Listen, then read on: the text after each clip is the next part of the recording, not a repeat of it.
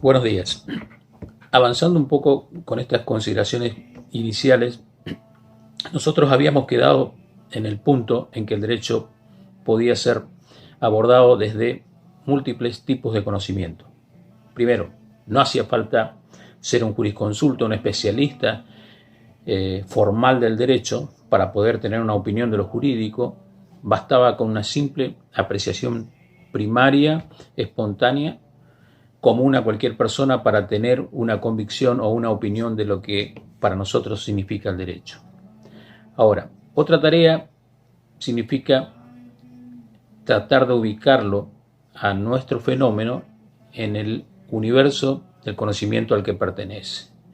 Es una tarea un poco más compleja porque, como sabemos, el capítulo de las ciencias en la humanidad se compone por una vastedad interminable de disciplinas y que periódicamente se van formando otras a partir del desprendimiento de algunas troncales. Pero aún así hay una clasificación de tipo ontológica que tiene en cuenta un poco la naturaleza de los objetos a estudiarse en relación a la metodología que imprimimos, o sea, la postura humana que se necesita para poder arribar a ese tipo de conocimiento. Esta es la clasificación ya clásica del filósofo alemán Edmundo Husserl, quien provisionalmente categoriza a todo lo que podamos conocer en 4 grandes campos. Primero, y el más evidente quizás de todos, es el mundo de los objetos naturales. En esta primera agrupación ontológica de objetos y de disciplinas que se sirven de estos objetos, aparecen las llamadas ciencias naturales. Básicamente tienen una característica muy simple. Todos estos objetos de tipo naturales son reales en el sentido de que tienen una experiencia sensible, tangible, a través de los sentidos, y al ser de esa manera, los podemos conocer usando una metodología muy clásica, muy básica, de tipo experimental y empírica, que, auxiliado por la inducción, nos permite generalizar categorías de conocimiento. Un ejemplo, el físico, cuando trata de explicar la conexión que hay entre la gravitación universal y la ley de gravedad, obviamente parte de una concepción empírica. Imaginemos la figura de Newton advirtiendo por primera vez un caso particular, la caída de un cuerpo, y a partir de allí, por las solas leyes de la lógica, comienza a generalizar hasta obtener una categoría mayor o un concepto general mayor, ley de gravedad, ¿no? Bueno, todas las disciplinas de tipo naturales básicamente tienen en el fondo esta concepción empírica metodológica, esta forma empírica de trabajar para obtener un concepto general. La ventaja que tienen las ciencias naturales es la estabilidad conceptual, o sea, los conceptos son aprendidos de una vez y para siempre. Hay muy pocos cambios, muy pocas probabilidades de que el concepto cambie en relación al objeto, porque los objetos básicamente son los mismos. Los fenómenos también, las conexiones causales entre los fenómenos son los mismos.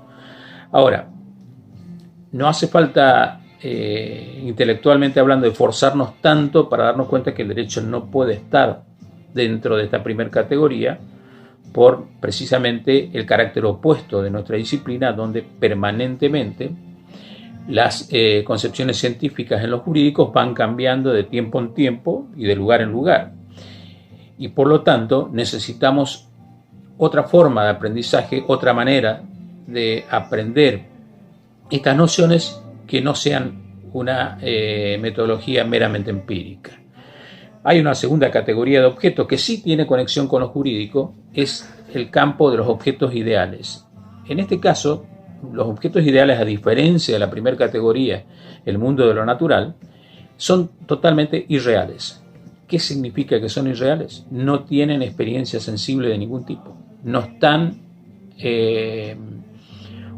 son observables a través de ninguna sensación corpórea humana. Por ejemplo, los números. si bien yo a un número lo puedo formalizar a través de una disciplina llamada matemática, ciencia formal por excelencia, los puedo expresar en formas, al igual que las geometrías. Sin embargo, las instancias de conocimiento que hay detrás de un número son cuánticas, o sea, no tienen una presencia real o material, ¿no? Por lo tanto, debo expresarme en formas para poder conocerlos. Acá hay una conexión y un punto quizás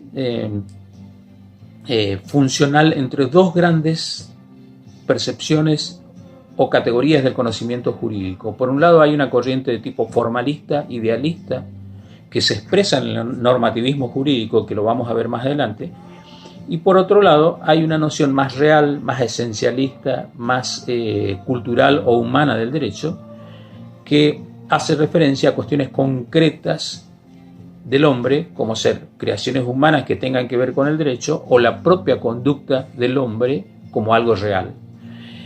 ¿Qué queremos decir con esto? Que desde la perspectiva idealista o formalista del derecho, lo que se suele utilizar como herramienta de conocimiento jurídico es algo muy conocido por cualquier estudiante del derecho, son precisamente las categorías normativas. Una norma o las normas jurídicas son simplemente estructuras formales o ideales, al igual que un número o al igual que una figura geométrica, que trata de atrapar o estabilizar algo real, la conducta humana.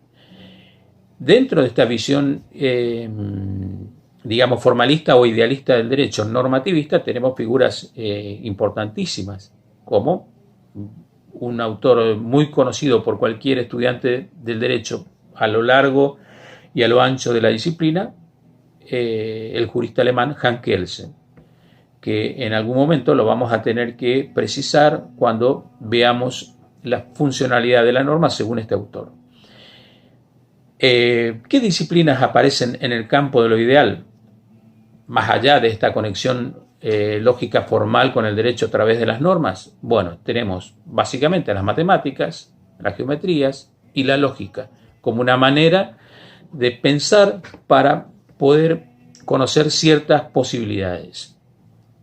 Dentro del trabajo metodológico para poder conocer a cualquier disciplina de tipo ideal, tenemos un método totalmente opuesto a la primera categoría, porque en este caso no podemos emplear la inducción o la experiencia, porque como vimos, las abstracciones carecen de esa posibilidad. Yo no puedo inducir del vacío, no puedo inducir de la nada. Tengo que dar la vuelta y partir por el otro extremo, o sea, por la generalidad.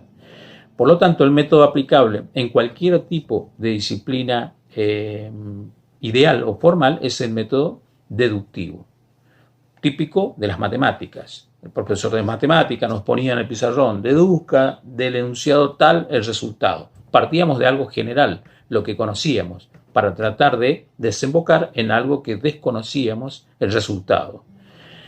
De ahí a que el resultado también siempre estaba contenido en la generalidad de una manera única.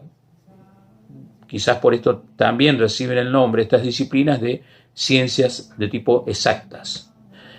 Bueno, la tercera categoría, sin perjuicio de que todo esto no lo vayamos a ampliar en la clase presencial, en la tercera categoría aparece el campo de la cultura humana. O sea, cuando hablamos de cultura, el término cultural hace referencia a todo aquello que el hombre cultiva o crea para su uso personal.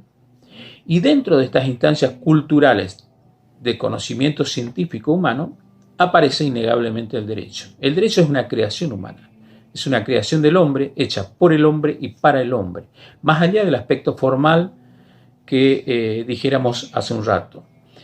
Es una creación del hombre, se expresa en instituciones, por ejemplo, un parlamento, en normas jurídicas creadas por el hombre, leyes, instituciones jurídicas típicas de la humanidad, la familia, y que, a diferencia de la categoría anterior, en el mundo de los objetos ideales, donde omitimos decir de que son neutrales al valor porque no expresan ningún grado de valor, ¿no? Yo no puedo hablar de que un número sea más lindo, más bueno o más justo que otro, ¿no?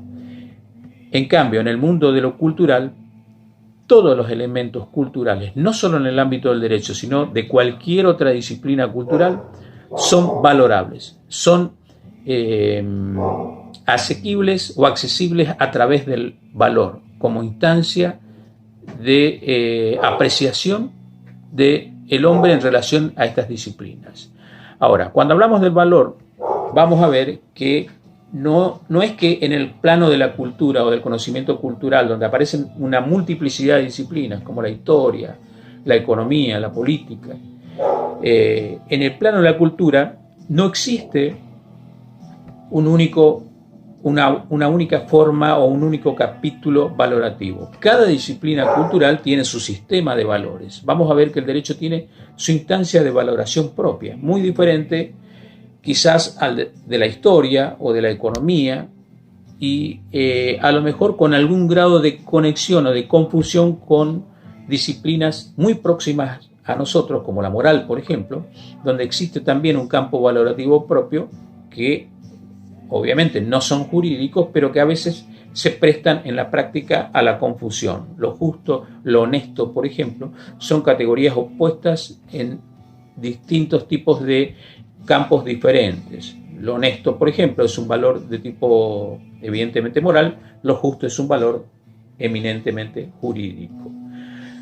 Por ahora, hagamos un paréntesis en este aspecto y en una próxima entrega vamos a retomar esta caracterización para tratar de precisar en qué lugar exacto del conocimiento aparece el derecho y en qué se diferencia con otras disciplinas próximas a lo jurídico, pero que no son derecho. Muchas gracias.